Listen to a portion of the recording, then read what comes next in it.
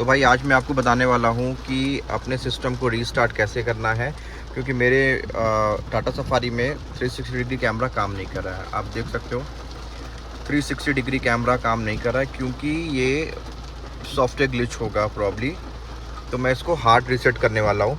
मैंने बंद करके भी चालू करके देखा, लेकिन बंद करके चालू होके भी ये काम नहीं कर रहा है। तो इसके लिए हमें क्या करना है, ये म्यूट का बटन है, इस म्यूट को बटन को 5-7 सेकंड या 10 सेकंड तक आपको ऐसे प्रेस करके रखना है। तो आप इसको प्रेस करके रखो थोड़ी देर के लिए, 2-4-5 सेकंड के लिए।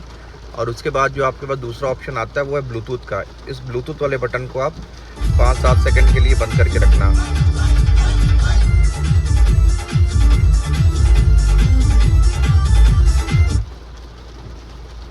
तो अभी आप देखो ये रीस्टार्ट हो रहा है। तो एक छोटा सा हैक है और ये फिर से रीस्टार्ट हो रहा है पूरा।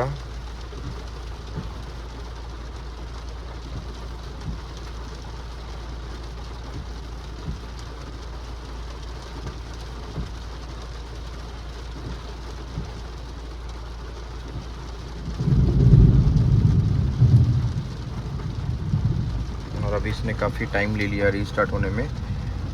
टाटा मोटर्स हीरा, ठीक है। तो अभी ये फाइनली ये पूरा रीस्टार्ट हो चुका है। अब इसको देखते हैं, अब देखते हैं कि ये चल रहा है कि नहीं चल रहा है। सो गाइस, अब आप देख सकते हो कि ये कैमरा काम करने लग गया है। सो ये मैं बंद कर देता हूँ और अगर मैं इसको रिवर्स गियर भी लेता हूँ तो कैमरा प्रॉपर काम कर रहा है। तो ये एक छोटा सा हैक था। अगर आपको सिस्टम रीस्टार्ट करना है और आपके इंफोटेनमेंट में कोई इशू आ रहा है, कोई प्रॉब्लम आ रहा है, तो इन दो बटन का ध्यान रखिएगा। ये है एक म्यूट बटन और ये है एक ब्लूटूथ का बटन।